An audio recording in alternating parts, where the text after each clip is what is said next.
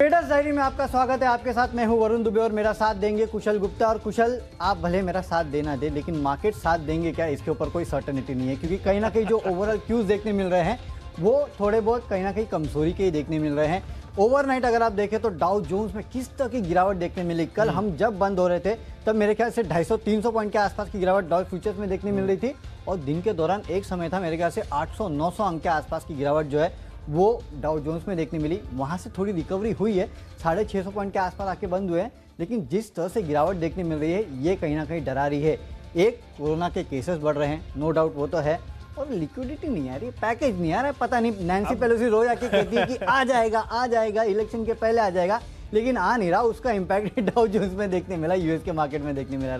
Right, बिल्कुल Varun. In fact I think ये चीज जो है, अब लिक्विडिटी की हम आज सुबह बात कर रहे थे कि कहीं ना कहीं वो मार्केट से जो है अब उसका जो पुश है वो आता हुआ नहीं नजर आ रहा है, और जो अब मेन सेंटर जो फोकस बना हुआ है वो है कोविड के जो बढ़ते केसेस हैं। उस वजह से कहीं ना कहीं ओवरऑल अगर आप यूएस मार्केट्स की भी बात करें तो वहां पर सबसे ज्यादा गिरावट हमें देखने को मिली है। कल के सत्र में ऑलमोस्ट इंट्राडे में अगर हम देखें तो डाउ जोन्स 1000 अंकों से ज्यादा का गोता लगाता हुआ नजर आया। फिर आखिरी 1-1.5 घंटे में थोड़ी सी जो है स्टेबिलिटी आपको आती हुई नजर आई, एक रिकवरी के संकेत वहां पर नजर आए। पर कहीं ना कहीं नेट अगर आप देखेंगे तो पिछले 2 दिनों से यूएस मार्केट कहें या यूके के मार्केट या जितने भी यूरोपियन इंडिसेस कहें, वहां पर भारी गिरावट हमें देखने को मिल रही है। और खासकर जर्मनी का इंडेक्स अगर आप देखें तो वहां पर तो ऑलमोस्ट 3-3.5% तक का फॉल हमें कल देखने को मिला। डेफिनेटली, लेकिन देखिए अब इलेक्शन मोड में जा रहा है यूएस, तो उसके पहले हो सकता है कि थोड़ी वॉलेटिलिटी रहेगी, तो उसको आपको प्ले करना है। आज अगर आप देखें तो शुरुआत तो अच्छी हुई है, एसजीएक्स निफ्टी जो है वो हरे निशान में है, ये एक बात अच्छी है। वहाँ आप देख लीजिए किस तरह की बढ़त है, करीब 50 पॉइंट के आसपास की बढ़त है। फ्यूचर्स जो डाउ और नैस्डैक है वो भी अच्छे हैं, लेकिन एशिया नहीं। एशिया अभी भी डरा हुआ है कि कहीं कोरोना के केसेस बढ़ गए तो हमारा क्या होगा। तो चलिए इस अनसर्टेनिटी को हमें प्ले करना है। तो कुशल, अब तक तो हमारे ज्यादा खरीदारी के थे, अब कुछ बिकवाली के भी लिए हैं क्या आपने? बिल्कुल, इनफैक्ट आज जो खरीदारी के मेरी सूची की अगर मैं बात करूं तो जो खरीदारी के मुझे लेने थे, जहां पर जैसे कैश हो गया या इन्वेस्टमेंट हो गया, फंडा हो गया, वहां पर मैंने खरीदारी के लिए। पर ओवरऑल मेरा आज के लिए जो व्यू है वो तो नेगेटिव साइड पर ही है। कल भी बहुत मन था, पर कहीं ना कहीं जिस हिसाब से बाजार का मोमेंटम था और जो स्टॉक्स की चाल थी, वहां पर कल शॉर्ट साइड के कॉल्स जो हैं वो थोड़े से डिसिफर करने थोड़ी सी दिक्कत आ रही थी, तो इसीलिए हमने कल ज्यादा खरीदारी के। लेकिन हमने कल कहा था कि स्टॉप लॉस जरूर रखना, 100% रहेगा। तो चलिए देखते हैं कि आज कैसा रहता है मार्केट। लेकिन हाँ, स्टॉक्स हमें आपको बताने हैं, तो शुरुआत कर देते हैं। और सबसे पहले कैश का काउंटर जो पसंद आता है वहां से मैं शुरुआत कर लेता हूं। और कैश का देखिए जो स्टॉक मुझे पसंद आता है वो है फिनोलेक्स इंडस्ट्रीज। ये जितने पाइप वाली जितनी भी कंपनीज है या फिर इसको रिलेटेड जितनी कंपनीज है ना, उनके नतीजे काफ़ी बेहतरीन आ रहे हैं। फिनोलेक्स इंडस्ट्रीज, इस कंपनी ने अपने नतीजे दिए और नतीजे बेहतरीन आपको यहाँ देखने मिलेंगे। रेवेन्यू 16% बढ़ा, एबिटा 75% बढ़ा है। एबिटा मार्जिन देखिए 14.2% से बढ़ के 24.6% पे आया, यानी कि सीधे 1000 बेसिस पॉइंट यानी कि 10% के आसपास एबिटा मार्जिन जो है वो बढ़े, और मुनाफा 17% के आसपास का बढ़ा है। तो इससे अच्छे नतीजे आपको और क्या देखने मिलेंगे। तो इन नतीजों का जो प्ले है, आज ये कंपनी बन सकती है, उसके चलते आज इस स्टॉक में अच्छी खासी तेजी जो है आपको देखने मिलेगी। नो डाउट इसके पहले हमने देखा कि नतीजों के बाद कुछ स्टॉक्स में गिरावट हुई है, लेकिन कल देखिए, कल वो दिन नहीं था जब इस कंपनी में तेजी देखने मिली। तो शायद नतीजों को ये कंपनी या फिर ये स्टॉक पचा के अभी तक नहीं गया है, इसके लिए आपको यहाँ खरीदारी करके चलना चाहिए। 532 के आसपास अभी ट्रेड कर रहा है। 550 के लक्ष्य के लिए इंट्राडे में ट्रेड कीजिएगा, 525 का आपको एक स्टॉप लॉस रखना है।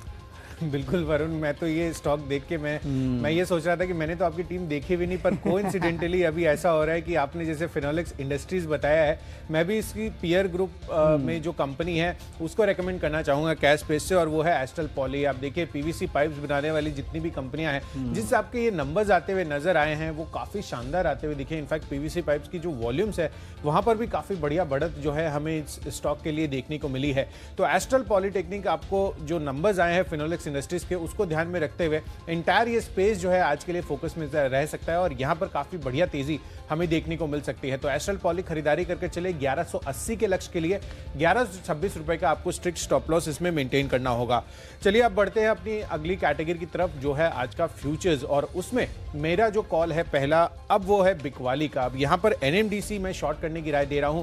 कल आई थिंक वरुण आपने इस स्टॉक को बताया था कि यहां पर आपको शॉर्ट करके चलना चाहिए। मुझे लग रहा है वो जो बिकवाली बिकवाली का ट्रेंड है कल जो आपने पकड़ा था वो आज भी कंटिन्यू रह सकता है। जिस हिसाब से ग्लोबल मार्केट्स में हमें सेल ऑफ देखने को मिल रहे हैं, तो मेटल काउंटर्स और साथ साथ अगर आप ओवरऑल स्पेस की भी बात करें तो जो स्टॉक सबसे ज्यादा चले थे वहां पर अब कहीं ना कहीं मुनाफा वसूली या बिकवाली हमें देखने को मिल सकती है। तो एनएमडीसी के फ्यूचर्स आपको बेचकर चलना है, 81 का टारगेट रखिए, 84.5 का आपको स्ट्रिक्ट स्टॉप लॉस मेंटेन करना होगा। ओके, तो आपने एनएमडीसी सेल दिया, मैं भी एक सेल ही देने वाला हूँ फ्यूचर्स में, और वो है एलआईसी हाउसिंग फाइनेंस। आप एक बात देखिए कुशल कि एक तो कुछ ऐसे स्टॉक्स थे जिनमें कहीं ना कहीं खबरों के चलते कुछ लॉन्ग पोजीशन बन गई थी, तो वहाँ बिकवाली आएगी, जाहिर सी बात है, उसमें एक एलआईसी हाउसिंग फाइनेंस भी है।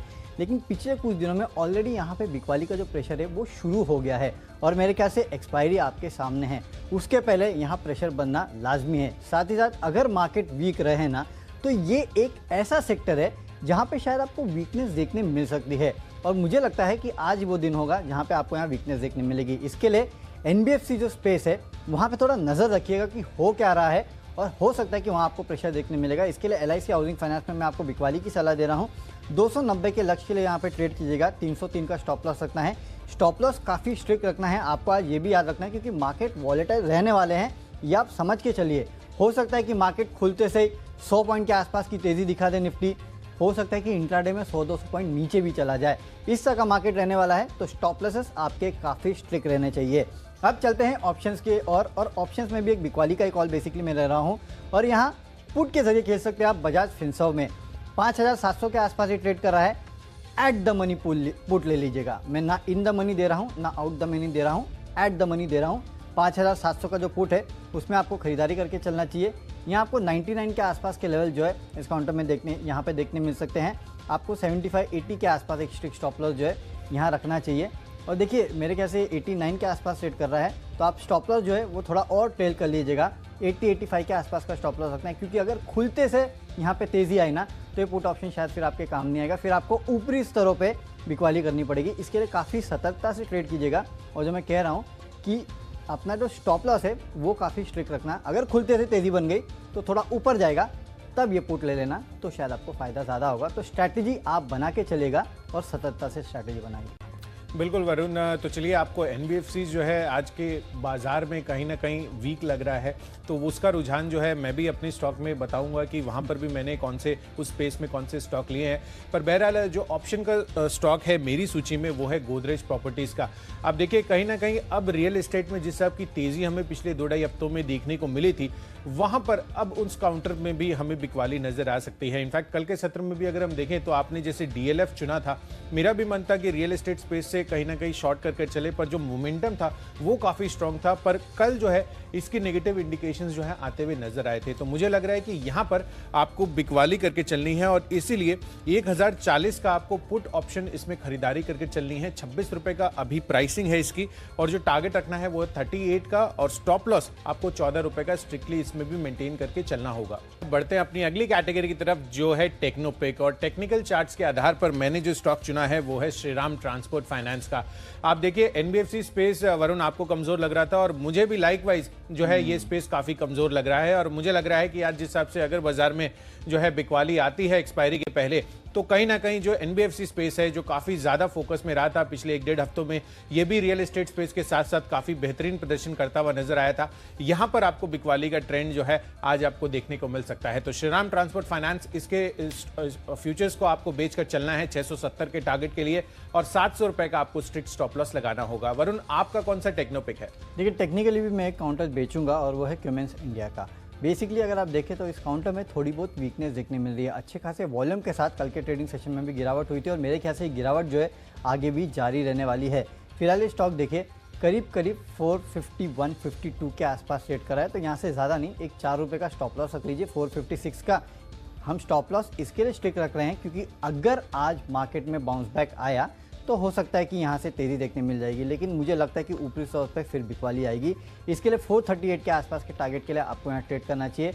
टेक्निकली काफ़ी वीक लग रहा है, मोमेंटम नीचे की तरफ जाते हुए दिखाई दे रहा है इस काउंटर में साफ साफ, इसके लिए यहाँ आपको बिकवाली करके चलना चाहिए।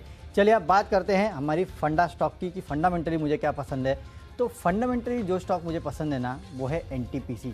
देखिए वैसे भी इस साल की शुरुआत से मैं कह रहा हूँ कि ये साल अगर ये कोविड नहीं होता ना, तो ये साल वैसे भी पावर कंपनीज़ का होता। कोविड होने के बाद भी अगर आप पावर की जनरेशन नंबर्स देखें, और बाकी सब नंबर्स देखें तो वो काफ़ी बेहतर नज़र आ रहे हैं। तो मुझे लगता है कि वैसे भी फंडामेंटली ये कंपनी जो है वो काफ़ी स्ट्रॉन्ग है।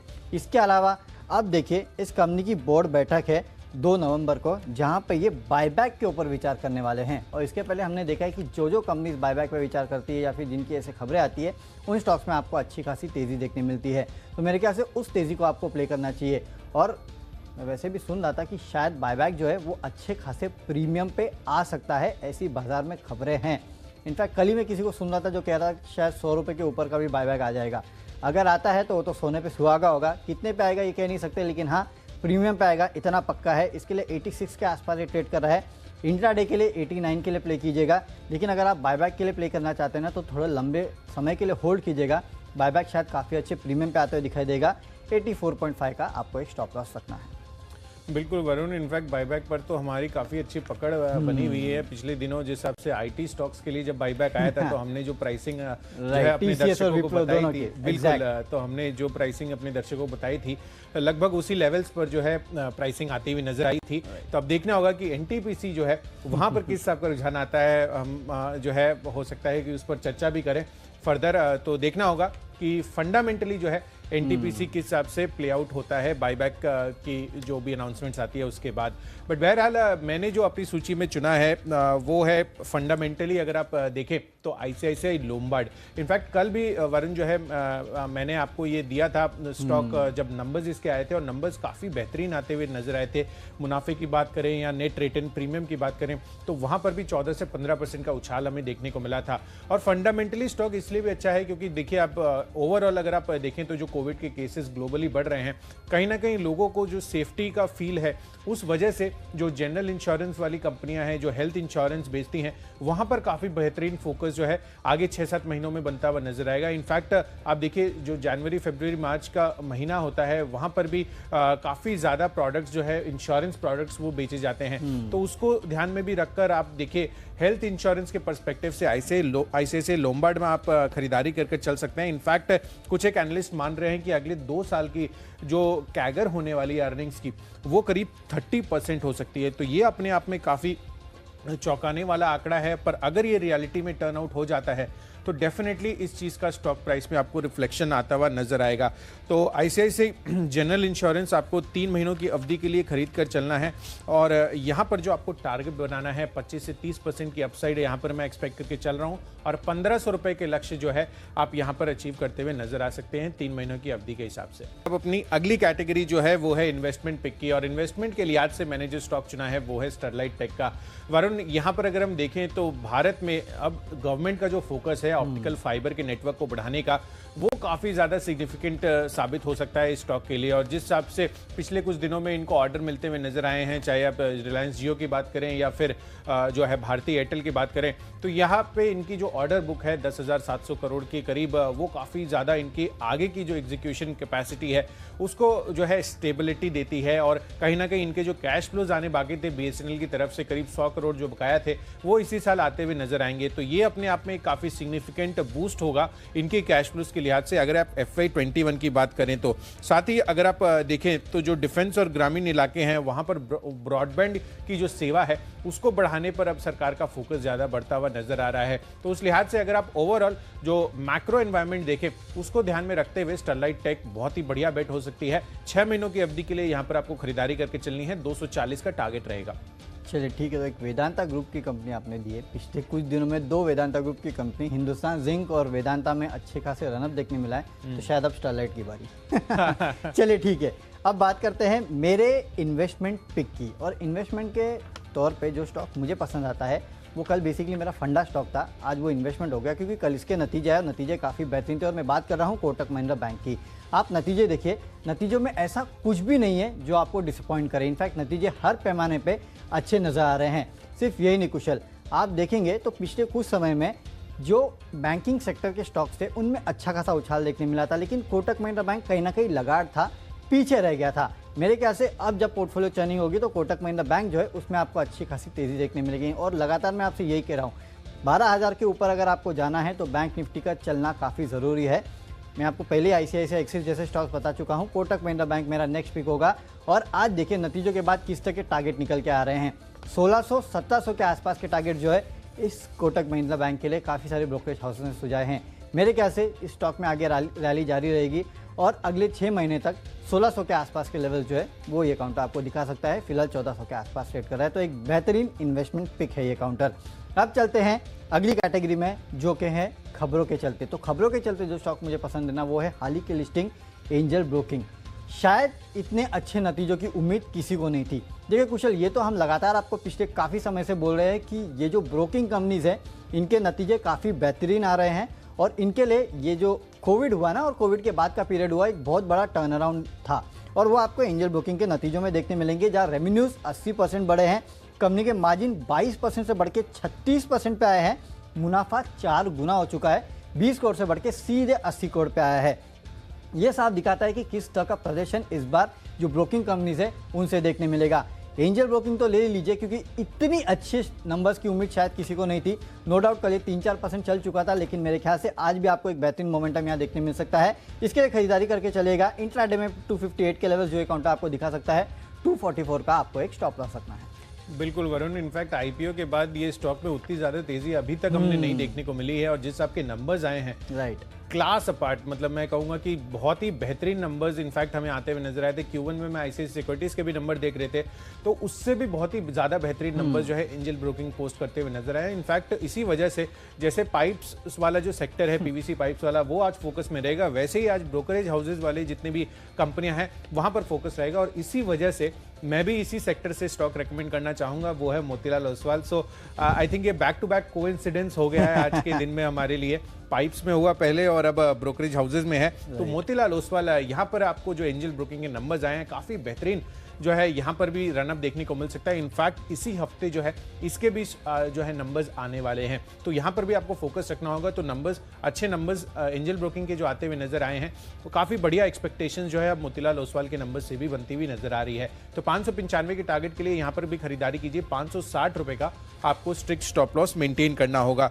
तो चलिए, ये तो हो गए इन्वेस्टमेंट पिक और साथ ही अब खबरों वाले शेयर भी हमने डिस्कस कर लिए। अब बढ़ते हैं अगली कैटेगरी की तरफ, जो है माई चॉइस। और यहाँ पर जो हम 3 स्टॉक्स आपको रेकमेंड करते हैं हमारी अपनी जो है थॉट प्रोसेस से, यहाँ पर आपको देखना होगा कि किस हिसाब का रुझान जो है मार्केट के लिए हम ले रहे हैं। तो माई चॉइस में मैंने जो स्टॉक्स चुने हैं वो तीनों के तीनों सेल साइड के हैं और इसमें पहला कॉल है इंडिगो का।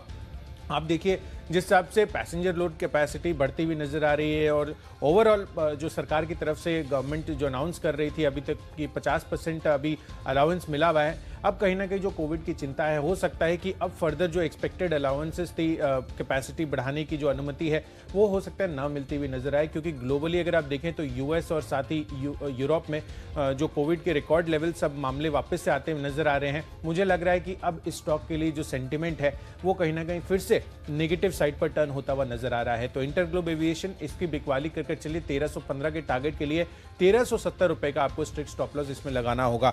दूसरा कॉल है जेएसडब्ल्यू स्टील का। मेटल काउंटर्स, डेफिनेटली मैंने आपको एनएमडीसी की बिकवाली की राय दी थी। मुझे लग रहा है कि टेक्निकली भी ये जो स्टॉक है जेएसडब्ल्यू स्टील का, वहां पर आपको बिकवाली जो है आज भी नजर आ सकती है। कल के सत्र में भी वरुण अगर हम देखें तो 4-4.5% का फॉल हमें स्टॉक में देखने को मिला था। आज फर्दर डाउनसाइड जो है मुझे लग रहा है कि जो ग्लोबल मूड माहौल है उसको देखते हुए यहाँ पर आपको बिकवाली करके चलनी चाहिए। तो 295 का टारगेट इसमें रखिए, 312 रुपए का आपको स्टॉप लॉस रखना होगा। और तीसरा कॉल है माई चॉइस कैटेगरी में, वो है भारत फोर्ज का। यूएस से करीब 40% रेवेन्यू इनका आता हुआ नजर आता है और जिस आपका रनअप इस स्टॉक ने हाल फिलहाल पिछले कुछ हफ्तों में दिखाया है, मुझे लग रहा है कि आज यहाँ पर फिर से एक बिकवाली का ट्रेंड जो है शुरुआत उसकी हो सकती है और इसी लिहाज से मैंने भारत फोर्ज भी आज शॉर्ट करने की राय मैं आपको दे रहा हूँ। 465 का टारगेट इसमें बनाइए, 488 रुपए का आपको स्ट्रिक्ट स्टॉप लॉस मेंटेन करना होगा।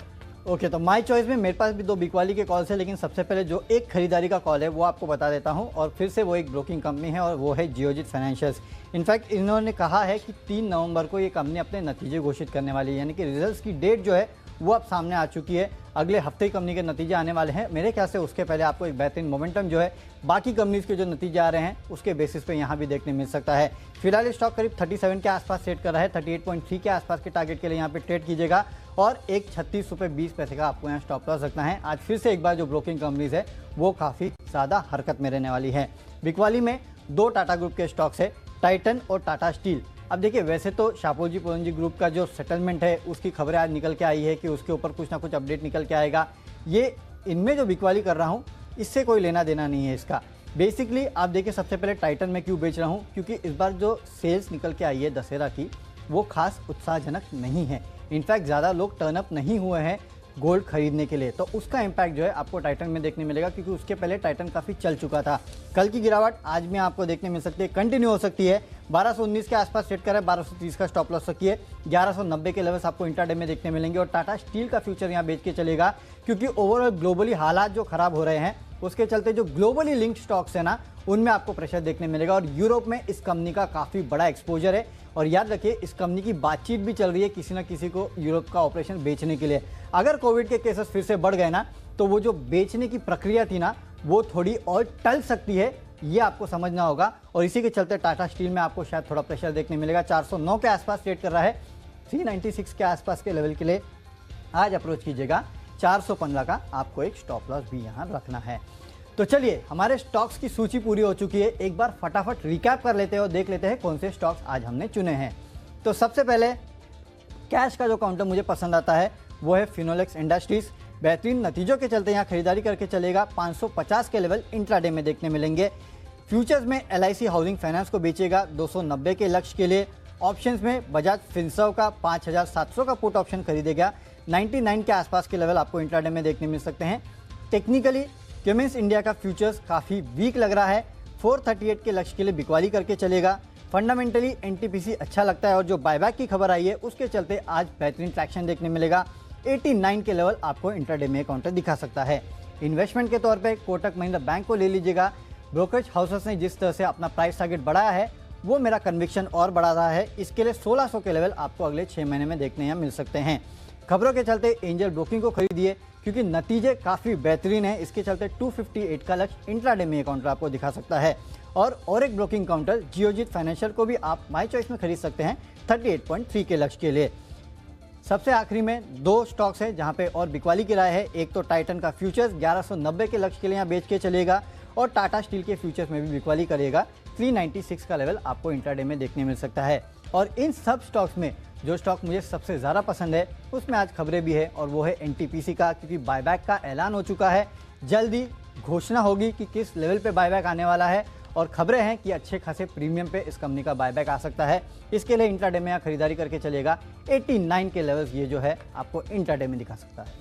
फिनोलेक्स इंडस्ट्रीज के बेहतरीन नतीजों के बाद कैश स्पेस से आपको एक पीयर ग्रुप की कंपनी एस्ट्रल पॉली, इसमें खरीदारी करके चलनी है। यहाँ पर काफ़ी बढ़िया तेजी इस खबर पर बनती हुई नजर आ सकती है। साथ ही NMDC इसके फ्यूचर्स बेचने की राय है, जिस हिसाब से ग्लोबल सेटअप जो है खराब होता हुआ दिखा है। मेटल काउंटर्स जो हैं वो फिर से वीकनेस आज दोहराते हुए नजर आ सकते हैं। साथ ही गोदरेज प्रॉपर्टीज, कल आप रियल एस्टेट देखें तो यहाँ पर भी बिकवाली हमें देखने को मिली थी, और काफ़ी बढ़िया रनअप गोदरेज प्रॉपर्टीज ने हाल फिलहाल दिखाया था, तो इसके पुट ऑप्शन जो है आपको खरीदने की राय है। इसके अलावा NBFC स्पेस, वहाँ पर वीकनेस आज के सत्र में नजर आ सकती है, इसलिए श्रीराम ट्रांसपोर्ट फाइनेंस इसके फ्यूचर्स बेचने की राय है 670 के लक्ष्य के लिए।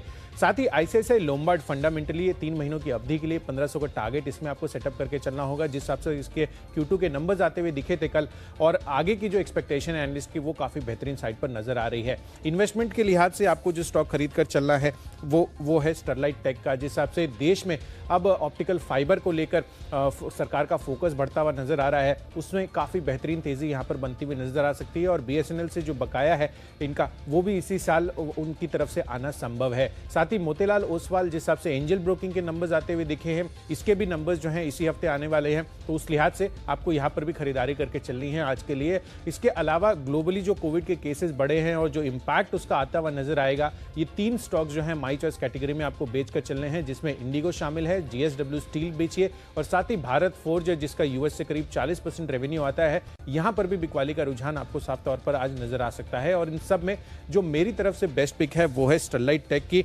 इन्वेस्टमेंट पिक है, आपको 6 महीनों की अवधि के लिए 240 का टारगेट कंफर्टेबली अचीव हो सकता है।